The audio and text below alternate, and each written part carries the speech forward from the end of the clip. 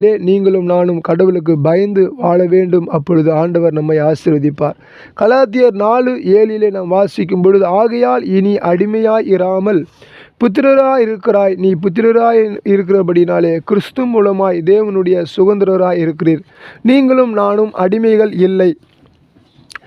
குழந்தை வளருவதற்கு முன்பதாக அந்த குழந்தை அடிமை போல தான் இருக்கிறது, சுதந்திரராக மாற முடியாது. அதற்கென்று வயது வந்தவுடனே அந்த குழந்தை அந்த தகப்பனுடைய சுதந்திரத்துக்கு ஆளாகிறான் என்று சொல்லி நாம் இந்த இடத்துல பார்க்கிறோம். இந்த நாளிலே நீங்களும் நானும் கடவுளுடைய சுதந்திரராக இந்த நாளிலே 2026ஆம் ஆண்டிலே மாறி இருக்கிறோம். ஆண்டவர் கண்டிப்பாக உங்களையும் என்னையும் ஆசீர்வதிப்பார். பூமி தன் பலனை தர வேண்டும் என்று சொன்னால் நீங்களும் நானும் தேவனை துதிக்க வேண்டும்.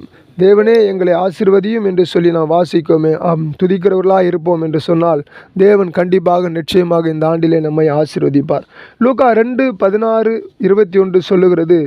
லூக்கா 2:19 சொல்லுகிறது, மரியாள் அந்த சங்கதிகளை எல்லாம் தன் இருதயத்திலே வைத்து சிந்தனை பண்ணினாள் என்று சொல்லி வாசிக்கிறோம்.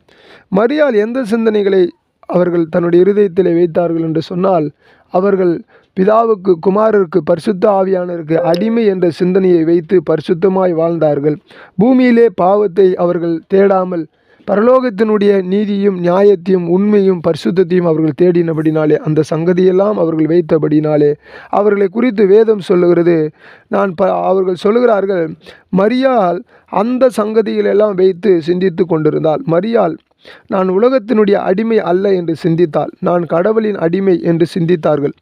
நான் பாவத்தின் அடிமை அல்ல என்று சிந்தித்தார்கள். நான் பரிசுத்தத்தின் அடிமை என்று சிந்தித்தார்கள்.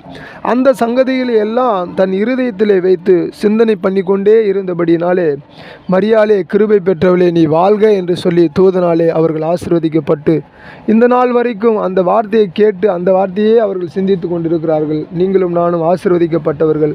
ஆகவே இந்த சிந்தனையாய் இருந்து தேவனை துதித்து பரிசுத்தமாய் வாழ்ந்து அன்னை மரியாளைப் போலவும் ஆண்டவராக இயேசு கிறிஸ்துவைப் போலவும் பரிசுத்த ஆவியைப் போலவும் பிதாவைப் போலவும் நாம் மாறுவோம் என்று சொன்னால் ஆசீர்வாதங்கள், பூமிக்குரிய ஆசீர்வாதங்கள், வானத்துக்குரிய ஆசீர்வாதங்களை கொடுத்து கர்த்தர் நம்மை ஆசீர்வதிப்பார்.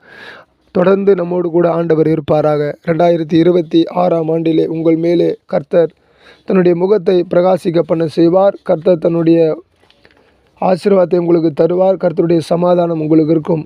உங்களை காப்பார். உங்களுக்கு கிருபை தருவார்.